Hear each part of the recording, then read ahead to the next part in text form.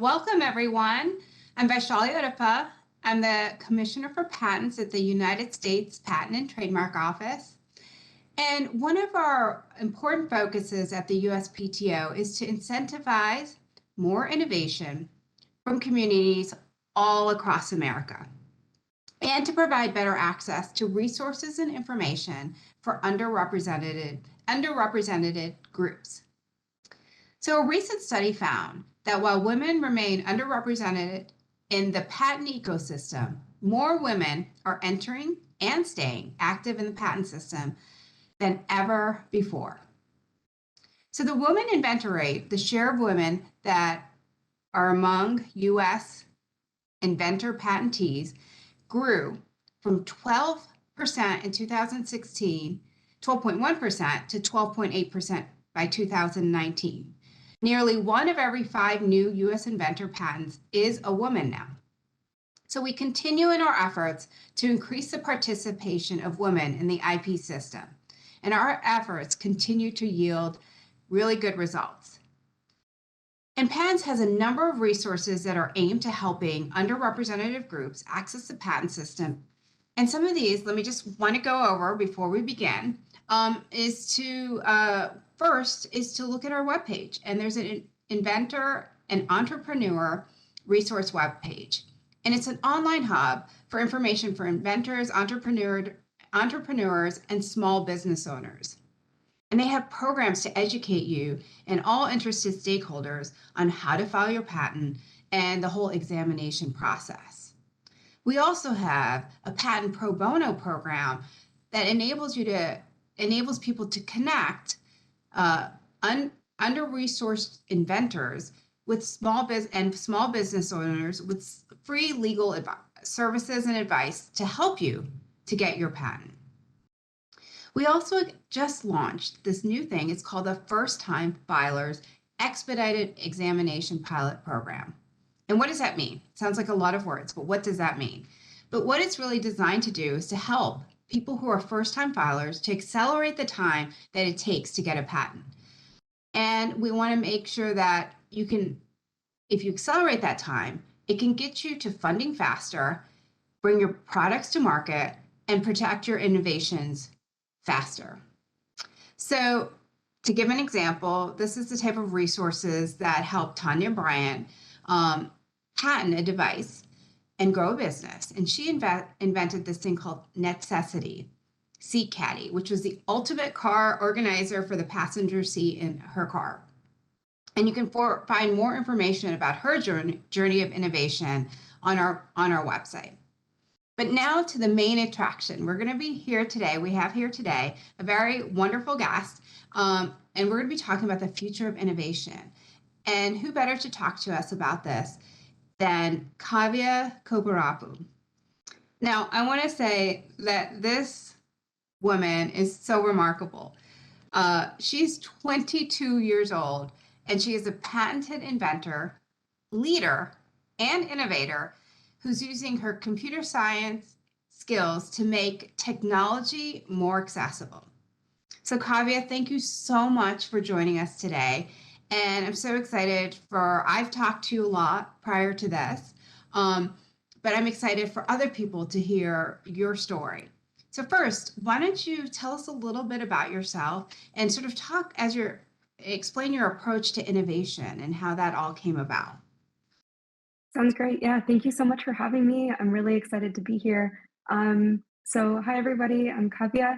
I grew up in Virginia and kind of always had this really great ecosystem and support circle of people who really wanted me to succeed, and not only succeed, but also kind of build future building blocks towards becoming an innovator, having that innovation mindset.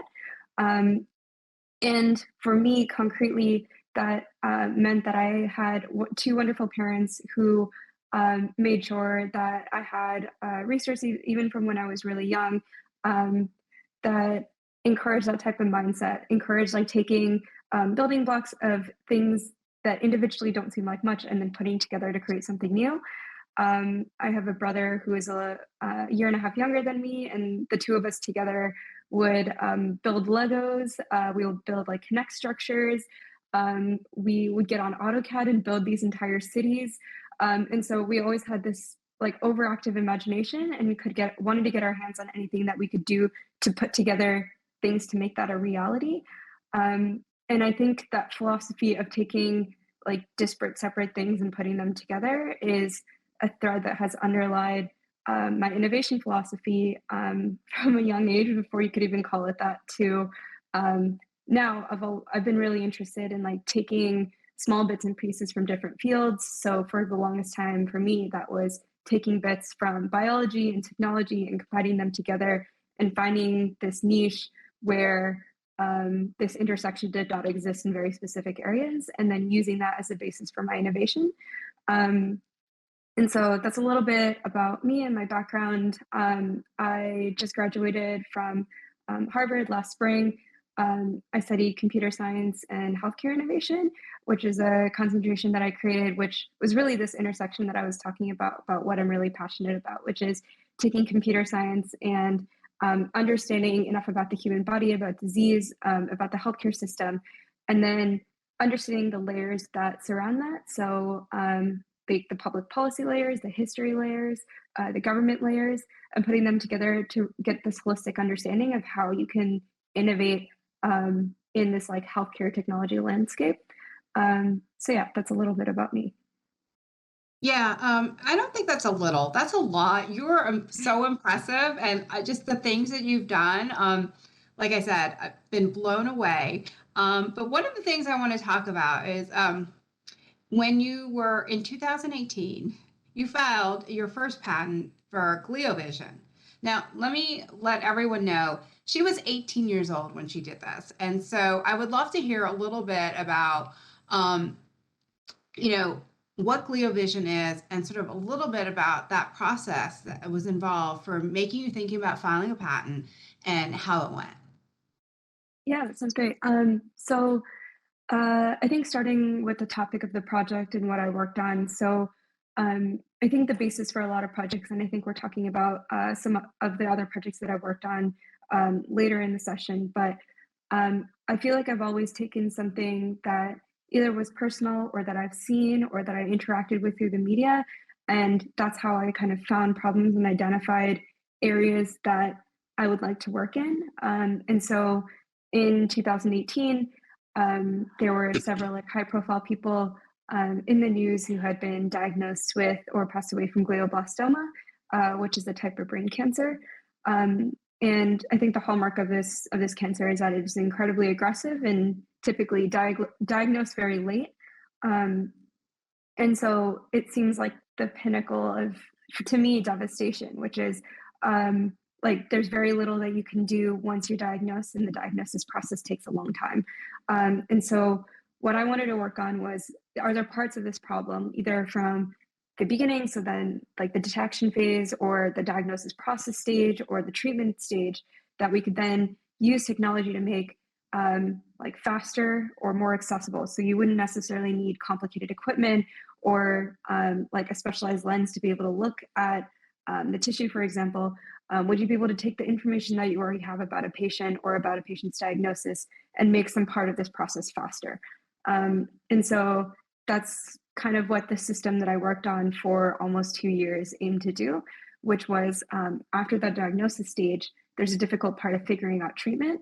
And there's a lot of these established pathways that correlate, if a patient has these types of markers, this is the best type of treatment for them. But finding those markers is quite difficult. And so I built this artificial intelligence system that essentially would look at tissue samples which were already collected throughout the diagnosis process and repurpose them in order to extract this type of information. And so that was kind of the basis of the project. And I was lucky enough to start this project. It was my part of my senior thesis in high school. And I was very lucky to go to a science and technology magnet school, where I had access to like teachers who really cared about research and wanted to support me in that way, and really encourage this mindset of like, if you don't have the resource that you want right now, you should go out and reach for it. You should ask for it, and you should not be afraid to get an answer of no. And so while I was working on this project, my science teacher was like, "Wow, you're working on something like really new and novel. Like, have you ever considered filing for a patent?" And that thought had never even crossed my mind. I think because it's the type of question that uh, you only think about when you're ready to like continue to evolve the project and to like put it out there. And I think as a student, I didn't even realize that process was accessible to me because I had no idea how to like get involved with it. And so um, me and my teacher, we had reached out to a couple different law firms, and there was a law firm that agreed to do the entire patent process pro bono. And I feel like I was very, very lucky, and I'm very grateful to get an insight into that process because I think not only from the outcome, which was obviously getting a patent, which is really great to in order to further research, but I think the actual patent process forced me to think about my research in a very different way, which is how can I communicate the novelty of what I was working on in a very precise and like specific way, and also in a way that is interpretable by someone who doesn't have a deep background in the type of technology or in the type of research that I'm working on. And so I think there sometimes can be very few opportunities to like force yourself to think about innovation in this way. And so I think the patent process is actually a really nice forcing function to be able to like become a better communicator and to be better at talking about my research. And so that was my experience with the patent process. And I think there were a lot of revisions and conversations that we had. And I think all of those things enriched my own understanding of what I was working on and eventually where it was going to be applied, which I think was like a really nice insight to be able to get at the stage of the project that I was in. So That's fantastic. And so, so once you got the patent, what was there anything that you can talk to us about what it did for your work and also for how it was being like is continued to be used today? yeah, definitely. So um, I think there's a couple different things. So I am currently not in the stage in which I can commercialize this just yet. It's something that I'm continuing to work on. But having the patent protection means that that window is always really open for me, and the novelty of my work and the things that I spent 2 years working on is kind of my intellectual property is protected, which I think is like something that that continues to push me towards the path of entrepreneurship, like knowing that that window and that opportunity is still open, that I can form a company around something that I worked on, and it would still be novel. And then I think another thing is visibility. So, as coming from coming from an academic background, like a lot of the ways that I share my research is through like research papers that reach parts of the community in very niche circles at conferences or in journals, and finding out about other people's research and people finding out about what I've worked on is mostly through if you happen to read those journals or those papers that come out of those conferences or attend those talks. Um, and I think the nice thing about the patent process is that because honestly, like the research is just formatted in this really nice, easier to understand way. And it's put out there, like linked to, like, for example, my Google Scholar profile, it has like my patent on it. And so I've gotten a lot of people, like a lot more visibility from my work. And I've started a lot more interesting conversations about my work from people both inside my field and outside my field because of the visibility that I think you get from having a patent. And so I think those are like, for example, two of the ways that having this patent has really helped my work, in addition to the things that I mentioned before about how the actual process like helped clarify like the types of things that I was working on. That's great. That's and I know, I mean, this isn't the only innovation and stuff that you have worked on. You've consistently used technology to develop new and more efficient ways of helping improve the lives of others. So I'd love to hear. I know two of the things that you worked on is Medikey and iAgnosis, but I'd love to sort of hear the inspiration of how you got started. For example, let's just talk about iAgnosis and what was that inspiration, and then how you took that inspiration to fruition. Yeah, definitely. So, um, like I mentioned before, I think a lot of the things that I work on are either personally motivated or about something that I had read about and then care very deeply about. And so this project was definitely no exception. It essentially started because I, over the years, had noticed my grandpa who had diabetes, like eyesight decline over time, and diabetes is quite a complicated disease. It affects a lot of different organs, and the eyes and eyesight is definitely one of them. Particularly with the side effect of diabetes called diabetic retinopathy, which affects the retina of the eye, which is kind of where like the uh, photosensitive cells in your eye lie in the back of your eye, and it essentially affects your ability to see clearly. Um, and it was a disease and something that I had essentially no prior exposure to before seeing my grandpa go through like this devastating process.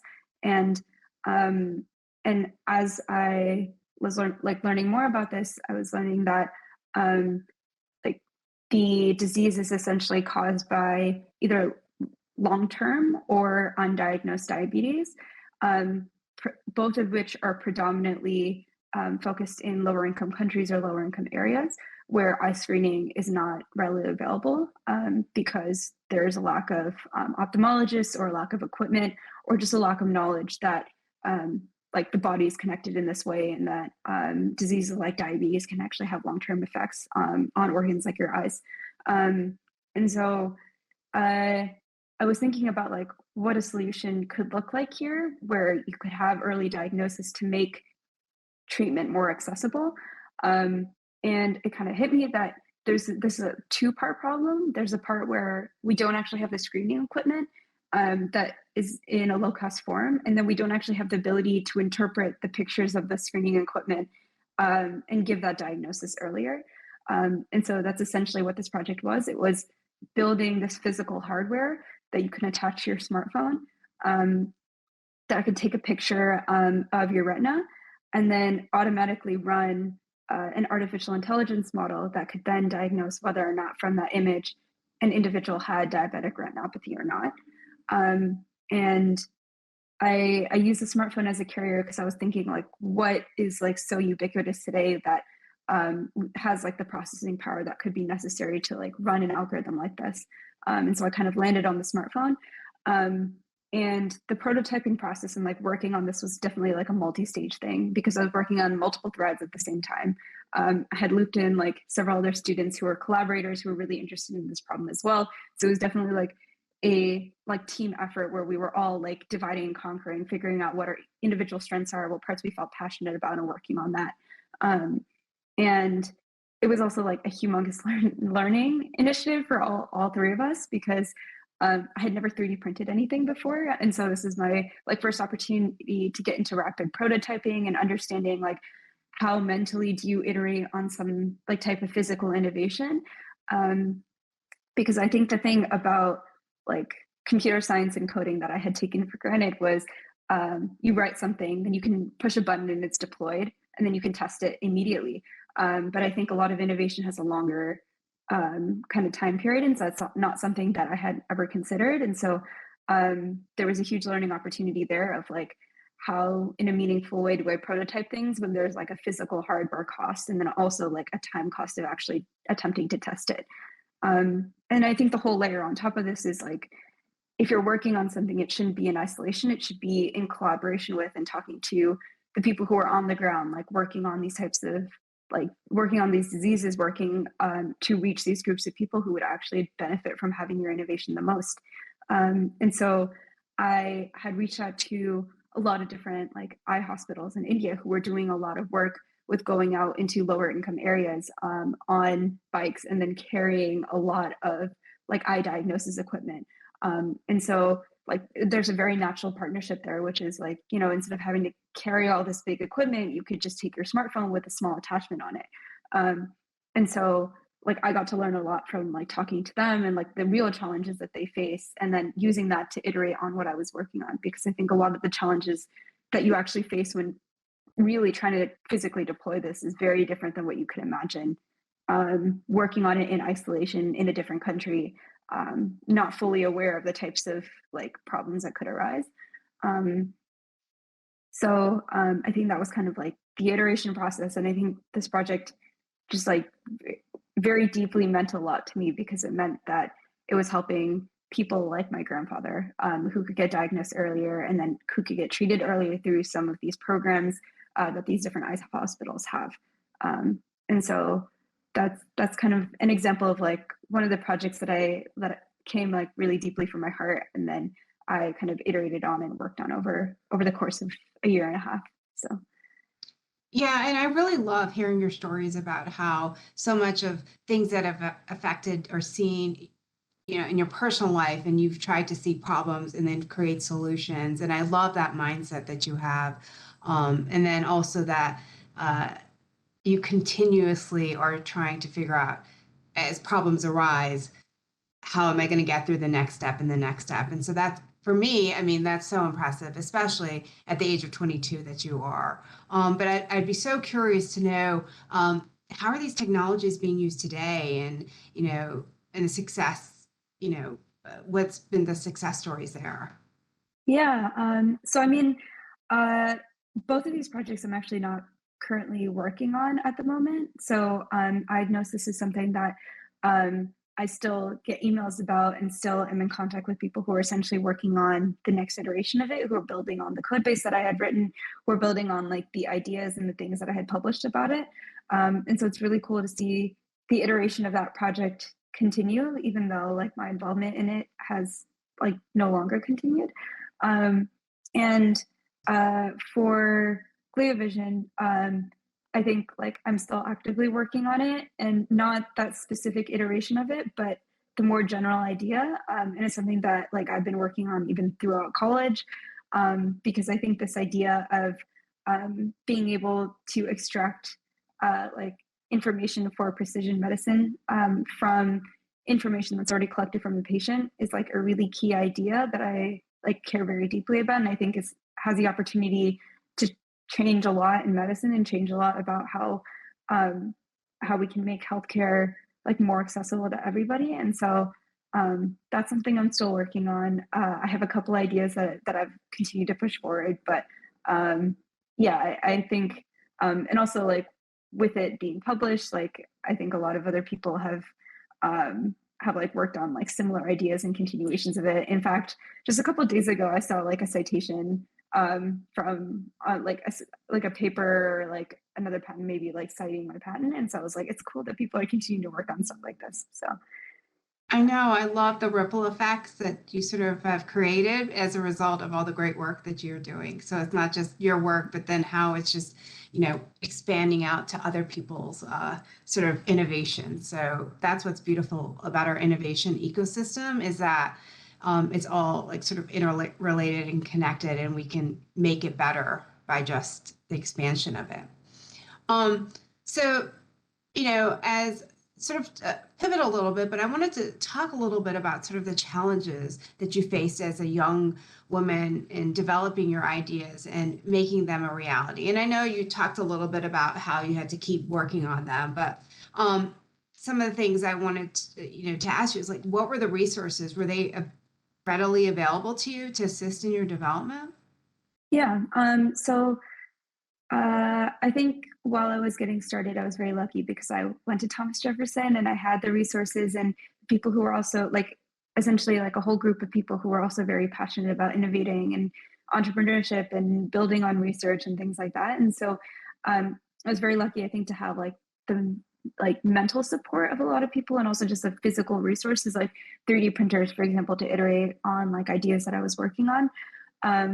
But I think like when ideas extend a little bit past the theoretical, so a little bit past like essentially a school environment, I think it became very tricky. So um, I don't have any connections into like the medical world. I um, like didn't have any connections to anyone who was like working in like different parts of academia who might have resources like the data sets that I needed or like the compute that I needed or the background. Like I think a lot of that was things that I either had to learn for myself or ask for it. And I think the asking for it was like a very big learning lesson for me because like I think I kind of realized like things are not going to come to me. I have to like go out and identify what I need and be assertive and ask for it.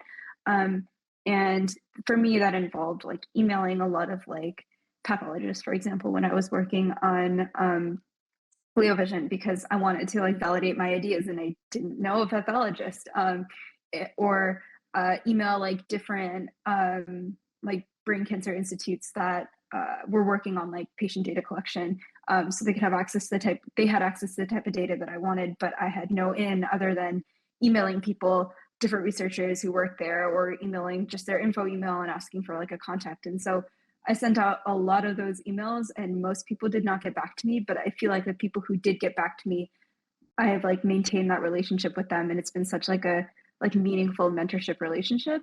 And it's like I could not ask for any people more wonderful than that. And so I feel like from the one out of the many, or like the couple out of the many who like ended up like volunteering to help and like supporting me, like you only really need those like one or few people. And so I think a big learning part about getting resources is just like making sure you ask for what you want, even though there's going to be a lot of rejection along the way. You're just holding out for that one person to take a chance on you. And so I think that was a big part also, because my field is technology and computer science.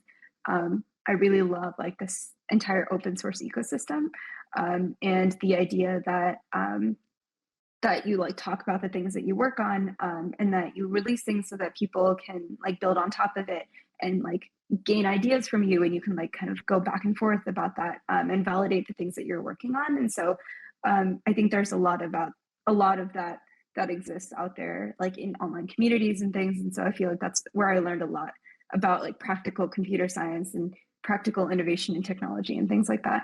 And so I don't think there's like any certain particular resources that I can point to, other than like the way that I found resources kind of taking a step back and then envisioning the things that I might need over the course of like working on a project or like working on like a certain innovation, and then trying to be proactive about like cold emailing people and reaching out and like finding these like places where I can find resources online. Yeah, I mean, but your initiative. So that speaks, just sort of how you went out there and you went for it. So I think many people, initially when they get rejections or things like that and people don't respond, they might just stop. So I think that says a lot that, knowing that you have to keep going and keep reaching out and you will get responses. But one thing you alluded to was your mentors, and some of these people that you reached out to who did respond back became your mentors. But I would love to hear about your mentors, whether it was that way or just people that other ways that you were able to find mentors, and how that helped you through the process. Yeah, definitely. I think a lot of the mentors that I found, I honestly had either like read a piece of their work, or I had seen them talk on stage or something, or I had seen them like in like local news, or I'd seen them like maybe on LinkedIn or something. And there was a part of them that I was like, I would love to be this person one day, or I would love to have their job, or I would love to know how they got from. Usually, I feel like the context in which I see these mentors is like they're talking about their story, or they're talking about like the whole lifespan of like a project or like an initiative that they were working on. And so it's like I feel like I gravitate towards people of whom I am in awe of, like the way that they took something from an idea into fruition. And so uh, I would like see these people, and I'd be like, I want to be you one day. And then I'd like honestly just email them and tell them that hi, like I'm a huge fan.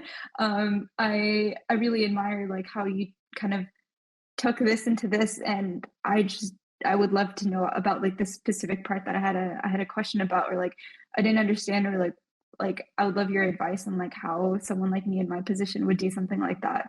um I feel like I have those types of like, in my head I call them like visionary mentors, like people who are either in my field or have like some aspect of the type of thing that I would like to be doing. And then I feel like I have like kind of topic mentors, so people who I also really really admire for like where they are, and all the things that they've done. But it's like I think their mentorship comes more specifically in almost an academic sense. So in like in a field that I'm trying to learn more about, or a field that is like bordering something that I'm working on, but I have no idea how to start learning in that area. And so I feel like I kind of mentally classify mentors into these two areas, but then the way I find them is like very mutual between them, which is like just cold emailing people um, and hoping that they will respond. And I think I really benefited from like having academic mentors and like in college where I would go to my professor's office hours and badger them with questions either like about like what they work on or what they teach or like literally anything because I feel like they've seen so many students and so many journeys and like have been able to follow them even after school. And so I feel like the wisdom of people who have seen a lot of trajectories and kind of know how to mentor someone is like really valuable as well. So Yeah, I really think it's so important to highlight what you've said is this notion of reaching out to people. So I think I have a 15-year-old son, freshman in high school, and then I have a sixth grader, also another son, and they have such a hesitation to reach out if they know they want advice or things like that. There's this hesitation, and I think this is across the board. So I think you are a testament to what you can achieve and what you can get if you take that sort of initiative and sort of it doesn't hurt to try. And maybe they won't respond back, but it's okay. But in the process, if they do, it's so beneficial. So, I think that is something that, is a wonderful takeaway from this is to see how you've been so successful with that. So, need to make sure my children get on board. um, so, were there certain people through this process of like that really challenged you and what did you do to sort of stay motivated and encouraged when you might see, for example, you hear a no or something like that? Like, sort of, how did you get through those obstacles? yeah. So I feel like the biggest like kind of challenge, this criticism slash thing, that obstacle that feel like I continued to face, and I feel like I continue to face now is the I feel like I'm constantly putting myself in spaces where I know very little, and I'm relying on my resourcefulness and my knowledge of other fields that I want to intersect with the area that I'm learning in to kind of supplement the knowledge and give me a different perspective. And put all of that information together and then have this insight that maybe hasn't been recognized or hasn't been appreciated in a specific field. And I feel like the side effect of putting yourself in that situation is that you're always kind of the newcomer. You always kind of have less of like a formal background in whatever you're working in. I think the age factor is a big factor too.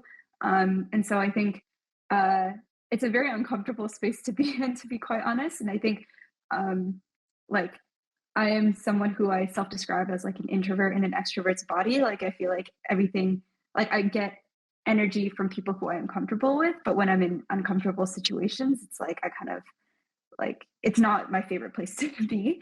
And so I think like that's the kind of obstacle that I feel like I continually faced. And then I feel like the way that I stay motivated is like thinking back to previous things I've done or thinking back to the ways that I feel like I've seen myself grown over the last year working on something where I was in a similar situation.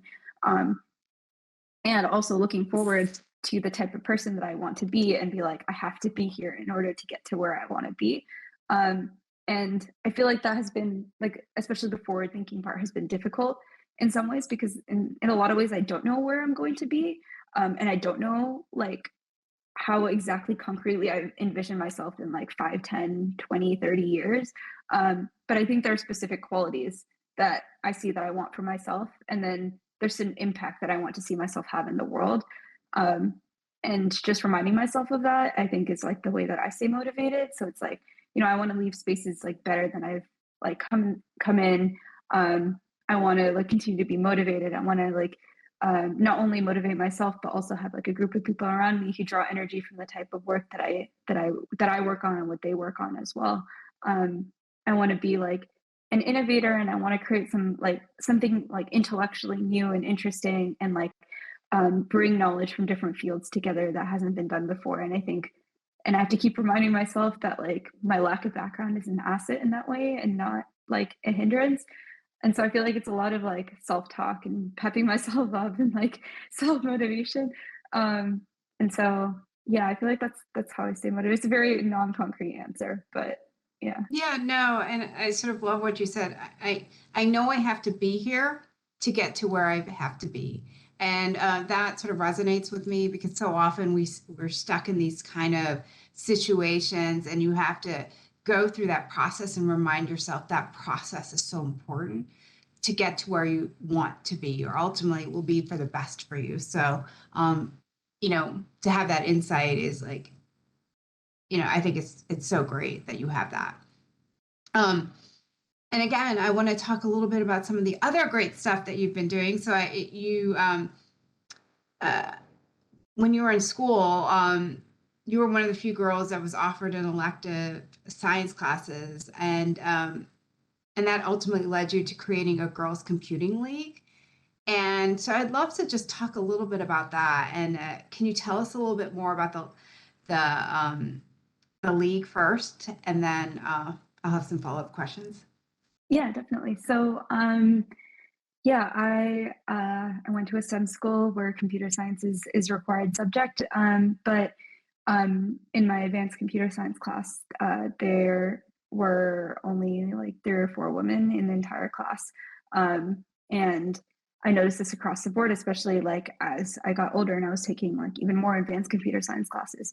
Um, and it kind of struck me that in such a resource heavy environment with a lot of like supportive teachers and community, that like there was still something that was missing. There was like an aspect of either motivation or sense of community, um, or like something that was missing like that was preventing a lot of very talented, very smart, very capable like female classmates from also being in this field. And so I kind of thought about the problem, and I thought about how actually growing up with a brother made it such that the world kind of treated us very similar. And we were doing things at the same time, and we were always like in that building mindset, and we were always like doing something with our hands in engineering. And I think looking back, it's like what other field could I have gone into with like that type of background?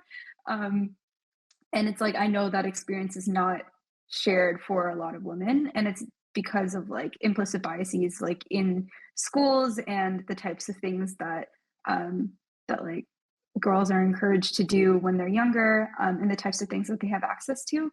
And so for me, it was always about community, and I always like had like very deep, strong female friendships who were also like studying the same thing as me throughout like high school and college and beyond. And so that community meant a lot to me. And I think it is also a source of motivation and support, to know that there are other people who are handling the same things that I am doing. And we can be like resources for each other. And so that was kind of the inspiration for this nonprofit organization, which was like I grew up doing sports, and I felt like sports was an amazing community as well, because it was like also a bunch of like awesome girls that I grew up with. And so that's why I named it Girls Competing League, because I felt like the community that you get in sports, I want that community in computer science. And kind of the focus was on making sure that girls who grew up in low income communities would have access to that community, and we could build that community for them. Um, and so it really started with the elementary school that was across from my high school, which was a Title I school. And me and a couple of my friends were just there teaching computer science after school and like talking about like the building blocks of programming and things like that. And then kind of from word of mouth, it grew on both the volunteer side and on like the school side. And we had like, we were doing sessions like at different Title I schools in Virginia, and in like the DC Housing Authority for girls who live in public housing, and like making connections between different girls who might be interested in like learning about computer science, or even if they have no interest in it, just like connecting technology to something that they care about deeply, and presenting it in that light as like computer science is a tool and technology is a tool that you can apply to anything. Um, and yeah, and over the years, it's obviously evolved a lot, especially with the pandemic and not being in person. And how do you make those types of communities and those connections when everyone isn't physically together. And so uh, now we have kind of this like localized community model. So like we have like 20 different chapters in 20 states, and then we also have chapters in like 7 different countries. And so it's like trying to make those types of connections for girls all across the world. Um, yeah, and I think the focus has always been kind of like emerging technology. So learning about like terms that you might not see in school, or like technologies that you might not see in school, or you see in popular media, but you're like, I have no idea what that is. Like, so kind of focusing on those types of things to make it less of a barrier, or like to make yourself more comfortable in technology spaces. So Yeah, no, I think it's so important, and I would love to hear your thoughts on why you think that, giving this sort of access to computer science um, for people from underrepresented communities, like how does that, do you think, help people enter STEM, um, thrive in STEM, and then, create innovation pathways and careers for them? What do you think about that? yeah, I mean, definitely. I think the biggest reason is that in our everyday life, we're interacting with technology and with devices and systems that are designed by specific people for a huge group of people, right? And so it's like um, when I interact with a system that doesn't interact with me in the way that I would want it to, I wonder if the person who designed it had me in mind, or had someone who like had the same background as me, or would think to interact with it in the same way that I would in mind. And so I feel like it's so important that we have people from all types of backgrounds, like working on these types of systems and like putting their input into things that, I mean, now we're interacting with things that we feel like are going to change entire industries and change entire like ways of life. And it's like the people who are making that should reflect the population that are interacting with it. Um, and then I think coming from a background that is not heavily represented in like current technology innovation, for example, means that you're like bringing new ideas either from different fields or your background, or from just like the way that you think about the user you're designing for. And so that's why I think it's so important. And I think that's why, and that's kind of the lens that I feel like I try to use to frame all of the things that I do with my nonprofit, which is like um, it's important to have like basically everybody a part of like this entire technology journey and technology innovation journey, like we're collectively going on.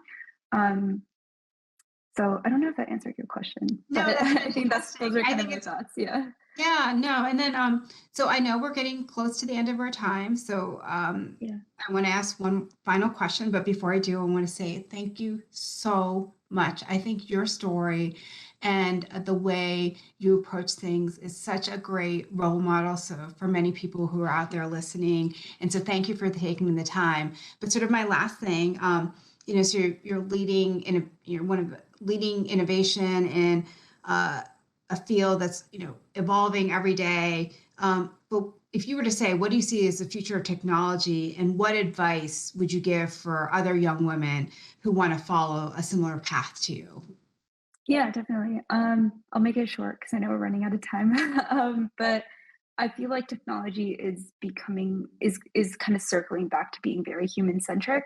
And uh, I think as we're going into this like whole new age of artificial intelligence and autonomous systems, like I think the immediate thought is that it's not going to be human centric, because we're, I think, replacing a lot of pathways that we've kind of built in society, and like and appending information retrieval systems and the way that we interact with like our computer and with the internet, with these systems that kind of think and behave on their own. I think that's where technology is going. But I think there is this new wave of making sure that it's very human centric and it acts in a very like ethical and sustainable way. And that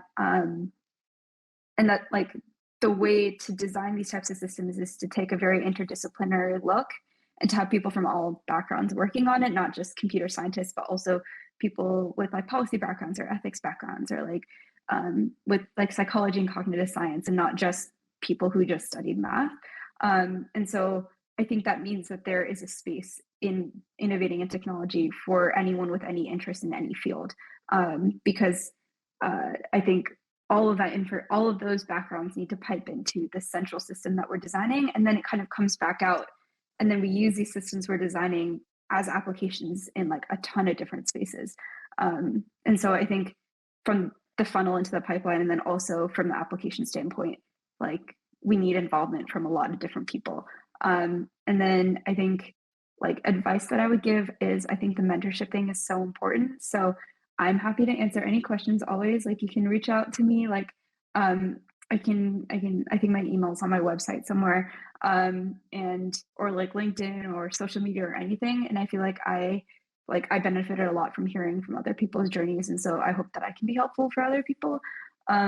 And then also I think again like forming communities is like something I feel really strongly about. And if you don't see a community, you should like go out and form it yourself. Like form like a club or a group of people you enjoy hanging out with to discuss like technology topics, or like join online communities or go to like conferences and like things like that that are online, and so it's like you don't have to pay for it, and like find those spaces that you feel comfortable in. And I think that's where a lot of like innovation and idea exchange grows. So thank you so much for having me. I really appreciate it. And I think honestly, like talking about this is really nice reflection for myself. So um, it was an honor to like share the stage with you and to get to know you through this process as well. Well, I'm so lucky that we were able to have you as a speaker, and thank you so much.